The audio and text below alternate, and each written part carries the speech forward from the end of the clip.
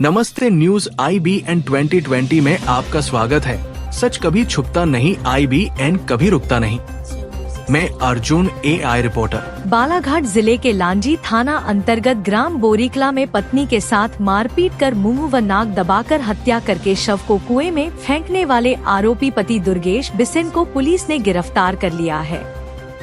बताया गया कि 1 दिसंबर को महिला का कुएं में शव मिला था। तब दुर्गेश बिसेन ने थाना में पुलिस को अवगत कराया कि उसकी शादी वर्ष 2011 में छाया के साथ सामाजिक रीति रिवाज से संपन्न हुई थी। छाया का दिमागी संतुलन ठीक नहीं रहता था। 30 नवंबर को सुबह 7 बजे सोकर उठा और अपनी पत्नी को घर में देखा, जिसके नहीं दिखने पर पड़ोस में जाकर पूछताछ किया तो पता नहीं चला।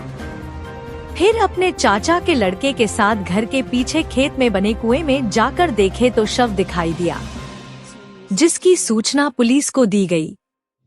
पुलिस ने शव का पोस्टमार्टम कर स्वजनों को सौंप दिए।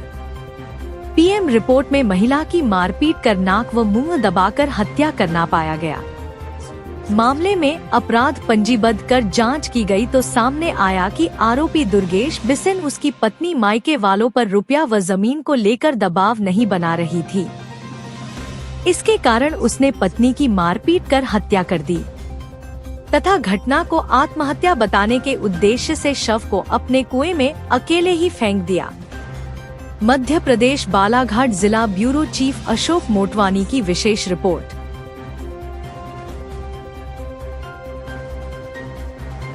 1 दिसंबर को सुबह जानकारी मिली थी कि बोरीकला गांव में एक महिला द्वारा कुएं में कूदकर जान दे दी गई है, तो जिसमें प्रथम दृष्टया बॉडी को अस्पताल लाकर उसका PM कराकर मर्ग पंजीबद्ध कर विवेचना में लिया गया था। तो विवेचना के दौरान PM रिपोर्ट और उसके आधार पर थाने द्वारा क्वेरी की गई और परिजनों के द्वारा मृतिका के परिजनों द्वारा भी संदेह व्यक्त किया जा रहा था।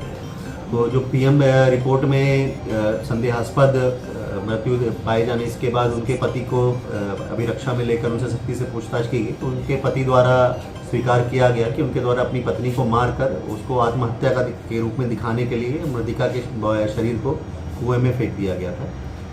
हाँ सर, किस कारण से उसने अपनी पत्नी की हत्या किया है? इसमें मृतिका के परिजनों की संपत्ति के संबंध में कुछ विवाद था जो ये प्राप्त करना चाह रहे थे, तो उसका इनका वाद विवाद होता रहता था। तो उसी का वाद विवाद हुआ सुबह, जिसके बाद इनके द्वारा नाक और मुंह दबाकर मृतिका की हत्या कर दी गई और उसको आत्महत्या दिखाने के लिए उनके शरीर को कुएं में फेंक दिया। सर, ये पूरा घटनाक्रम आरोपी के द्वारा अकेला ही किया गया? हाँ, आरोपी अकेले थे। इसमें और कोई आरोपी नहीं ना? अन्य कोई आरोपी नहीं। इसमें साक्ष्य छुपाया गया आरोपी के द्वारा, तो उसके संबंध में भी धाराएं हमारे द्वारा बढ़ाई गई।